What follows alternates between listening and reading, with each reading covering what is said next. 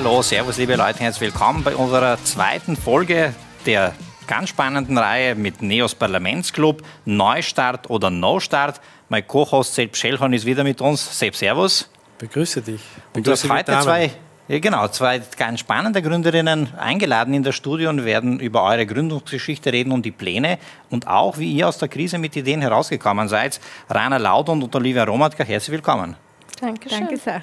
Sepp, zur Einleitung vielleicht noch ganz kurz den Kontext. Der Parlamentsclub macht diese Serie, um den Unternehmerinnen und Unternehmern dabei zu helfen, mit einem Neustart aus der Krise zu kommen.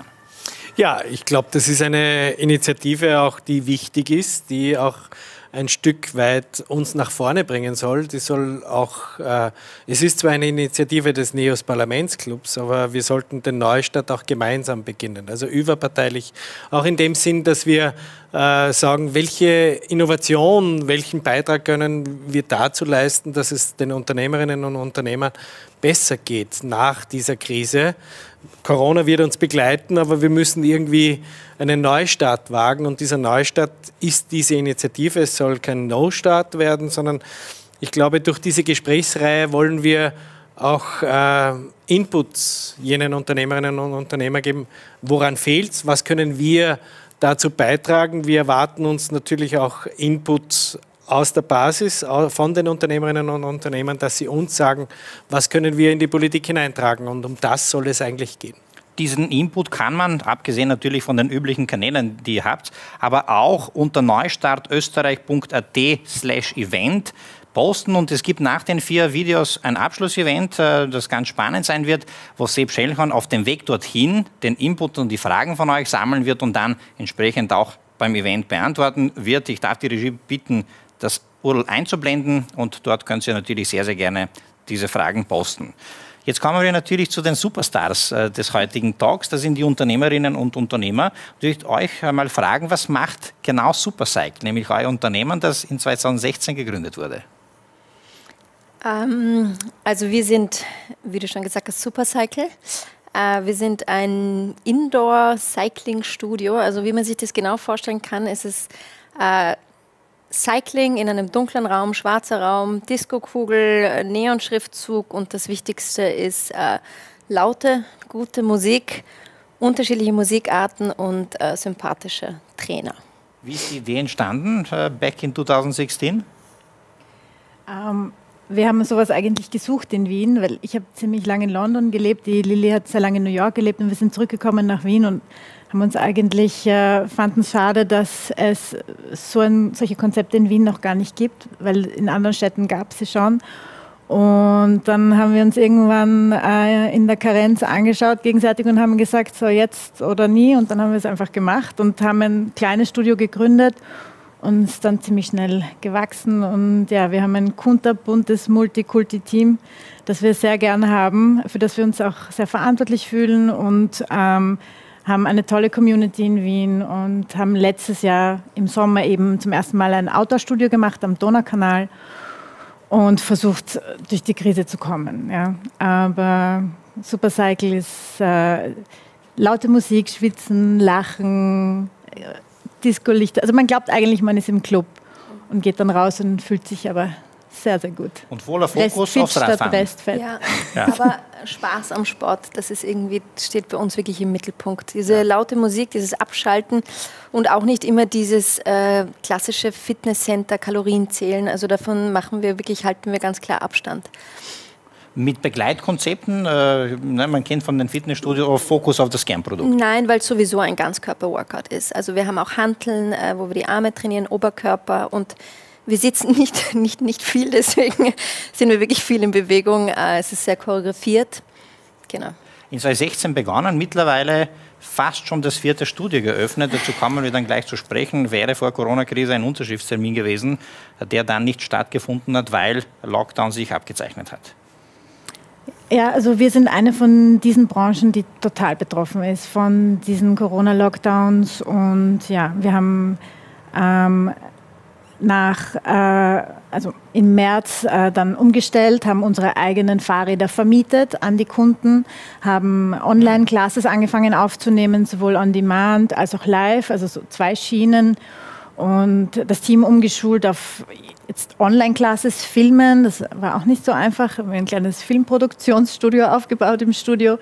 Und haben das bis heute und haben im Juni angefangen mit dem Outdoor-Sport. Also haben unser Studio ins Freie verfrachtet sozusagen und das dort einfach mal ausprobiert. Und es hat ganz gut funktioniert. Natürlich mit allen möglichen Stolpersteinen, aber es war sehr lustig. Ich mache jetzt noch einen Schritt zurück, bevor wir darüber reden, wie man mit der Idee aus der Krise kommt. Wie war das für euch? Das 4. Studio war eigentlich vor dem Signing und dann hat sich die Corona-Krise abgezeichnet. Es war irgendwie klar, dass die Einschränkungen und Lockdowns kommen würden. Wie ging es euch in dieser Situation? Was ging euch durch den Kopf? Also der erste Lockdown, der erste Lockdown, der im 1. März, das war, also ich glaube, wir haben beide kleine Kinder, es war einfach ein Wahnsinn. Ja, das war wirklich ein unglaublicher Stress. Die Studios waren zu, wir wussten nicht, wie machen wir das mit den Mitarbeitern, trifft Kurzarbeit zu, eher nicht. Wir waren ständig am Telefon, sowohl, ich meine, wir haben über 20 bis 30 Mitarbeiter damals gehabt, mit den Mitarbeitern, mit dem Steuerberater, mit den Anwälten, während die Kinder zu Hause waren, die Männer, das Klima war nicht so, ja, und dann haben wir innerhalb von 5 Tagen eben entschieden, dass wir die Fahrräder vermieten, mit dem Transport das organisiert und diese Online-Stunden machen. Als sich das einmal eingependelt hat, wir wussten ja auch nicht, wie lange dieser erste Lockdown geht. Ja. Also dann ging es ein bisschen besser, aber die Studios waren zu. Aber das heißt, nach dem ersten Schock dann relativ schnell in einem Modus oder in einem Mindset der Lösungssuche, der Neuorientierung und eines Neuanfangs. Das lag auch daran, dass wir vom Steuerberater die ganze Zeit gehört haben, schmeißt das Team raus, so viele raus wie möglich. Und wir die ganze Zeit, nein, um Gottes Willen, wir haben die lange ausgebildet, wir schätzen die wahnsinnig, so geht das nicht. Wir müssen irgendwelche Lösungen finden, wie wir das Team halten können. Das war so der erste Gedanke. Und daher kamen diese schnellen Überlegungen, wie man das lösen kann. Aber es war schon eine sehr schwierige Zeit. Also es war fast Panik. Ja. Sepp, wie ging es dir? Du bist ja in der Gastro- und Tourismusbranche tätig. Ich habe dich bei der ersten Folge sozusagen letztes Mal gar nicht gefragt. Wie ging es dir als Unternehmer in dieser Märzsituation? Ja, zuerst, glaube ich, da ging es vielen Unternehmerinnen und Unternehmern so, die haben gedacht, es ist in 6 Wochen oder vorbei und dann geht es wieder weiter. Aber das, was mir bei der Olivia und bei der Rana so fasziniert, und das würde man sich ja auch von den Entscheidern in der Politik wünschen, zu erkennen, wo das Problem ist und sofort umzuschalten, um weitermachen zu können. Also diese Innovation und diesen Unternehmergeist, diese Verantwortung, diese soziale Verantwortung auch gegenüber den Mitarbeitern zu haben und zu pflegen. Also das habe ich auch versucht. Jetzt muss man sagen, ich kann keinen Restaurantstuhl und keinen Restauranttisch ins Wohnzimmer verfrachten. Das war am Anfang auch ziemlich unklar. Es war halt einfach auch die Zeitspanne so, dass wir uns alle dachten, nach 6 Wochen ist vorbei. Irgendwer hat uns dann im Juni auch erzählt, wir sind die Besten und wir haben es überwunden. Nur wie wir jetzt nach 14 Monaten wissen, war es noch nicht vorbei. Und das ist eigentlich der Punkt. Das ist der Punkt, dass wir auch jetzt Konzepte brauchen, damit wir das, was hinter uns liegt, nämlich diese lange Spanne und vor allem bei den Fitnessbetreibern, die ja nur in die frische Luft gehen konnten und unten am Donaukanal was machen konnten, auch aufgrund der Eigeninitiative, diese Durststrecke auch wieder wettzumachen. Das ist ja, ein Unternehmer, eine Unternehmerin ist riesengroßes Risiko eingegangen, hat enorme finanzielle Verpflichtungen. Ich muss sagen, im Tourismus, in der Gastronomie und in der Hotellerie waren die Entschädigungen ja halbwegs so, dass man sagen kann, okay, das geht sich irgendwie aus. Bei euch war es noch ein bisschen dramatisch und seit gestern oder vorgestern, jedenfalls seit dem 19. Mai, weiß die Gastronomie, wie sie aufsperren kann. Nur die Richtlinien für die Fitnessbetreiber sind ja eigentlich illusorisch, weil überall darf man hin, eine Sportveranstaltung darf man anschauen, aber soviel ich weiß, darf man in einem Fitnessraum nur eine Person pro 20 Quadratmeter. Wie groß ist euer Raum? 35. 40. Also 40, dann gehen Sie maximal 2 aus. Ich meine, das ist nicht wirtschaftlich zu führen. das muss man sich auch vergegenwärtigen. Auf diese Herausforderungen kommen wir gleich zu sprechen. Ich drehe den Film noch einmal ganz kurz zurück in den Sommer letzten Jahres. Wie ging es dann weiter? Ihr habt begonnen, die Fahrräder zu vermieten bzw. Outdoor-Veranstaltungen zu machen. Hat das für einen Aufwind über den Sommer gesorgt? Eigentlich schon. Es war gut, um das Team sozusagen weiter zu halten und auch um die Community zu halten. Nur für uns als Unternehmer war es natürlich schwierig, weil du hast wesentlich höhere Fixkosten. Man trägt noch die Fixkosten der 3 Studios mit, die weiterhin geschlossen waren und die weiterhin da waren. Und natürlich hat man mit Regen etc. ein viel größeres Risiko im Freien. Das heißt, das Ganze ging sich, also wir haben im Vorhinein gesagt, okay, wir hoffen, dass sich das ausgeht. Und mit der Einstellung sind wir reingegangen. Wir haben einfach gesagt, wir machen das jetzt Augen zu und durch. Aber das war natürlich ein sehr großes Risiko zu dem Zeitpunkt. Ja. Ich meine, man muss sich vorstellen, wir haben diesen ganzen Aufbau, das muss man auch mal finanzieren. Ja? Wir haben ja Fahrräder, wir sind ja nicht wie ein Yoga-Studio, das einfach so Matten irgendwo hinlegen kann, sondern wir mussten diese Fahrräder, haben wir zweimal täglich, 25 Stück, in 2 Container rein und raus geschoben, ja, über die Nacht abgesperrt. Überschattung, Wind, Regen. Ja, am Samstag 6 in der Früh schauen, wie ist das Wetter. Regnet es heute, geht es sich gerade aus. Wetterbericht war immer schlechter als, aber eine gecancelte Stunde ist eine Katastrophe. Ja. Also das war schon, das war schon ein Erlebnis. Aber ja, es war wichtig und es war auch wichtig für uns in Bewegung zu bleiben. Es war wichtig fürs Team, für die Community und ich glaube, bereuen tun wir es nicht. Aber gleichzeitig freut ihr euch auf die Zeit, die wieder Studios zulässt. Ja. Was sind aktuell die Herausforderungen? Womit kämpft ihr jetzt? Was würdet ihr jetzt brauchen? Jetzt unmittelbar sind die Herausforderungen diese große Unsicherheit in Wahrheit, weil bis jetzt wurden wir auch unterstützt, ja, mal mehr, mal weniger. Aber jetzt beginnt die Zeit, wo wir öffnen dürfen, aber gleichzeitig Auflagen haben. Und das ist, glaube ich, für unsere Branche jetzt die gefährlichste Zeit. Weil wir dürfen aufsperren, somit werden manche nach Outdoor gehen, werden Umsatz machen und verlieren dadurch Anspruch auf irgendwelche Hilfen. Und gleichzeitig hat man Auflagen, mit denen man einfach nicht, also man kann nicht Gewinn bringen. Also man macht einfach einen Mörderverlust mit diesen Auflagen. Und diese Situation ist einfach für uns extrem schwierig und es ist nicht abschätzbar, wann das besser wird oder ich habe noch keine Lösungen gesehen. Aber welchen Vorschlag hättet ihr jetzt für mich, den ihr in die Politik hineinbringen könnt? Konkret, wir wissen nicht, ob die Kurzarbeit verlängert wird. Wenn wir das wissen würden nach dem Juni, dann könnten wir schon mal ganz andere Entscheidungen treffen, weil davon wird wirklich das ganze Team extrem betroffen sein. Es gibt keinen Zeitplan. Es heißt, diese 20 Quadratmeter, ändert sich das auf 10, ändert sich das auf 0? Wann können wir können Indoor nicht aufmachen. Wann können wir da aufmachen? Was ist da? Gibt es einen Horizont? Gibt es eine Zahl?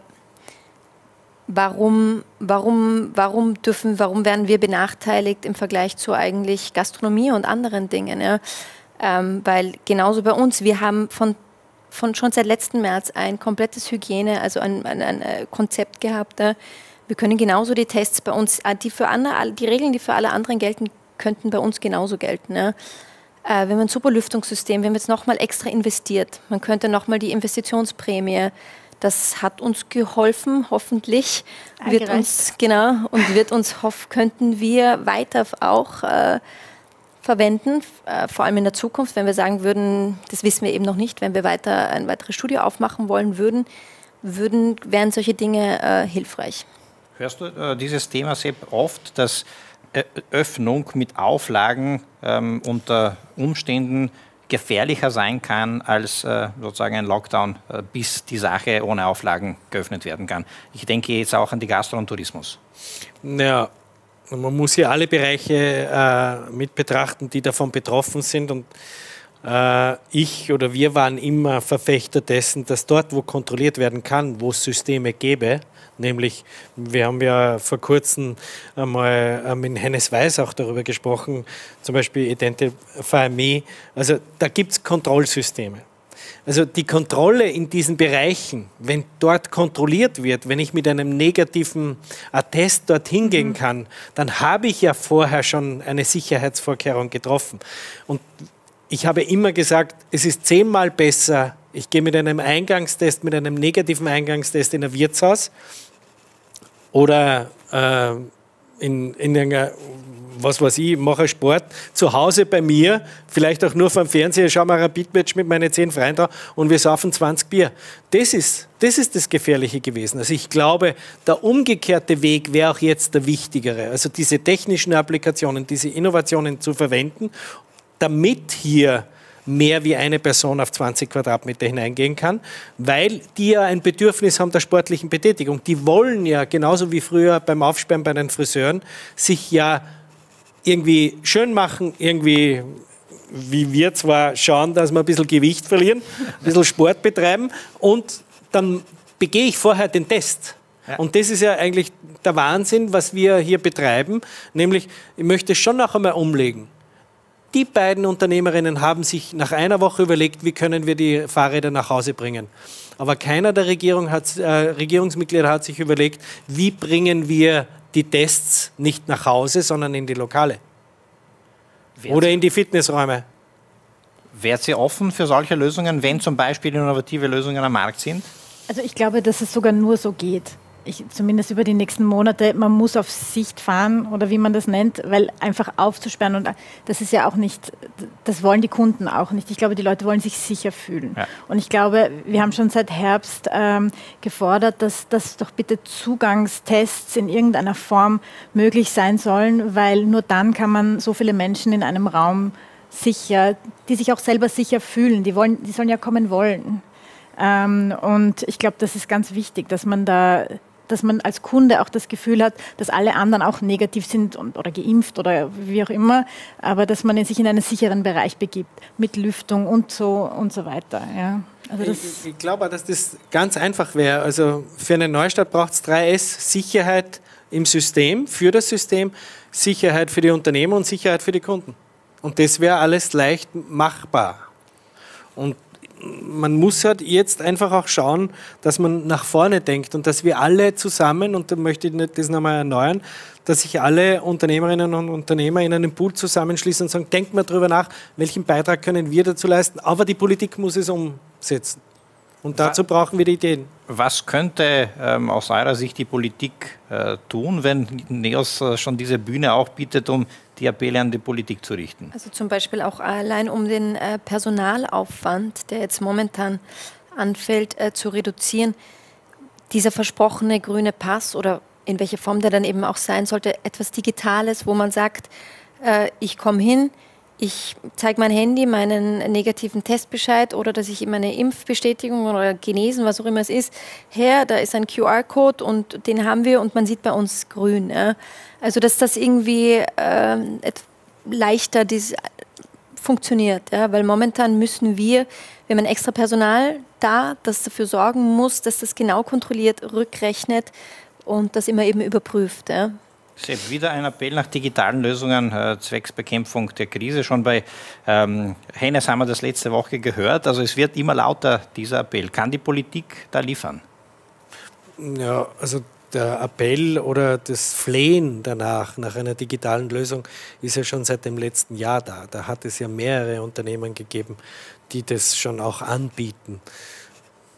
Das Flehen oder der Appell an die Politik ist nach wie vor da. Ich glaube nicht, dass man mit der Zettelwirtschaft weit kommt und ich glaube, es braucht eine grundlegende Lösung, weil uns das beschäftigen wird, lange beschäftigen wird. Also auch wenn der Herbst kommt und wenn man im Fitnessstudio nicht nur Outdoor das machen kann, das Supercycle, sondern auch Indoor im Herbst und im Winter, dann braucht es jetzt dafür Lösungen, weil das Thema wird nicht vom Tisch sein. Wie ist es euch selber, also persönlich jetzt als Unternehmerinnen gegangen, so mit den Hilfen, stehen wir das durch oder wie geht es eigentlich jetzt so, wenn ihr zwar, ich würde nicht sagen Licht am Ende, wenn ihr den Horizont, die Sonne setzt, damit wir ein anderes Bild haben, weil ich sage immer, Licht am Ende des Tunnels, das ist der Zug, der mir entgegenkommt. Aber wie geht es euch persönlich dabei? Also unsere Job Description hat sich total geändert von ein Unternehmen führen mit 3 Studios zu in der Warteschleife von irgendeinem AMS hängen. Also es hat sich eigentlich total geändert. Also wir haben die Zeit eigentlich fast wirklich mit viel Administrativem verbracht. Von den Hilfen her, es sind gewisse Hilfen schon gut angekommen. Andere waren wieder schwieriger. Also Fixkostenzuschuss, das, was wir bekommen haben, war 1/3 von dem, was wir laut Steuerberater hätten bekommen sollen, zum Beispiel. Also es war im Endeffekt hat sich das dann... Weil wir auch diese Online-Stunden gemacht haben und genau. die Bikevermietung. Also wir wurden quasi bestraft dadurch, dass für die Innovation und gleichzeitig sind wir gewachsen. Das heißt, das wurde auf Basis des Vorjahres bemessen. Das heißt, im Endeffekt war die Unterstützung, die wir bekommen haben, dann 1/3 von dem, was wir eigentlich an Fixkosten gehabt haben. Ja, also das war schwieriger. Ich meine, Kurzarbeit und auch Härtefonds haben gut funktioniert oder im Endeffekt hat für uns das eigentlich gut funktioniert. Aber wir haben sehr viel Zeit damit verbracht und ja, jetzt ist halt die Frage, wie die Reise weitergeht. Welche von diesen Stützen, die Sie ja für die Unternehmen aufgebaut haben, bleiben und welche fallen weg? Und das wird jetzt kritisch.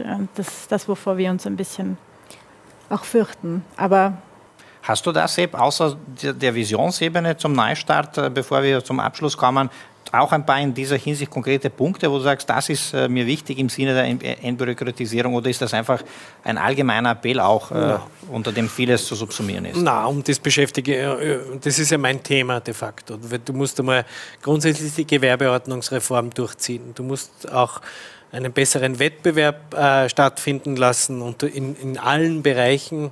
Du musst eine Liberalisierung des Marktes und der Ladenöffnungszeiten zum Beispiel vorantreiben und mit einer Gewerbeordnungsreform, mit einer Liberalisierung auch des Marktes kannst du entbürokratisieren. Und das gelingt dann über die Beschäftigungsschiene auch. Das heißt, und am Endeffekt profitieren alle davon, wenn wir mehr haben, also mehr Möglichkeiten haben und nicht behindert werden, Bücher schreiben müssen, von welcher Magistratsabteilung muss ich zu der anderen Magistratsabteilung und muss schon Bitte sagen und freundlich sein und darf nicht grantig sein, weil sonst schickt er mich gleich wieder raus. Wenn wir das alles abschalten könnten, und das wären ja die 3 großen Reformfelder, um die wir uns kümmern könnten, und das könnte sich die Bundesregierung kümmern, dass wir sagen, in Post-Corona-Zeiten oder in der Zeit nach der Krise setzen wir uns zusammen, wie reformieren wir die Förderpolitik, wie reformieren wir Föderalismus, also das heißt Länderkompetenzen ja oder nein, und wir ermöglichen, wie werden wir zu einem Land der Ermöglicher, nicht nur im Digitalisierungsbereich, sondern im Unternehmerischen generell. Und dieses Ermöglichen hat dann wieder was zu tun mit Bürokratie, Steuer etc. Falls ihr dazu Input oder Fragen habt, dann darf ich für diese Zwecke die Regie bitten, nochmals den Link einzublenden, neustartösterreich.at/event. Es gibt nach der 4. Folge dieser Videoserie, das Abschlussevent dazu, wo Sepp, du dankenswerterweise alle Fragen sammeln wirst, clustern wirst und dann dort in einer Live-Sendung eigentlich darauf eingehen wirst, beantworten wirst, aber auch schon früher im Laufe der nächsten Wochen gerne auf diese Fragen eingehen wirst. Also neustartösterreich.at/event. Wir werden dann den genauen Termin entsprechend kommunizieren, aber ihr könnt schon jetzt die Fragen posten, die dann zu dir entsprechend kommen. Ich wünsche mir, dass es wahnsinnig viele solche Unternehmerinnen gibt, weil Neustart wichtig ist. Wir müssen die Initiative setzen und ich erhoffe mir wahnsinnig viel Input von den Zuseherinnen und Zusehern, die jetzt da zugeschaut haben und solche, ich würde nicht sagen, ja, wir alle als Unternehmer haben Schicksale, aber Schicksale schauen anders aus, so fair müssen wir auch sein, aber wir haben unternehmerische Sorgen. Und diese wurden uns aufgebrummt, nicht aus Eigenschuld, sondern über andere Dinge. Und da würde ich mir wünschen, dass man einfach überparteilich darüber nachdenkt. Und den Value der Unternehmerinnen und Unternehmer auch zur Bewältigung dieser Krise sieht, sei es durch Gas geben und schaffen oder Retten der Arbeitsplätze oder durch neue Innovationen, neue Produkte, Digitalisierung, die schlussendlich auch diese Krise entsprechend lösen können. Danke vielmals für euren Besuch im Studio. Gerne, wir bleiben da dran. Ich glaube, es wird definitiv noch das 4., das 5. und vielleicht weitere Studios geben. So wie ich euch da jetzt heute erlebt habe, gibt es da genug Energie und Power dazu. Sepp, danke für deines Co-Hosting, für die Inputs. Danke für euer Zuschauen. Fragen sind sehr willkommen, auch inhaltliche Inputs. Stay tuned. Die 3. Folge kommt bald. Danke fürs Dabeisein und tschüss.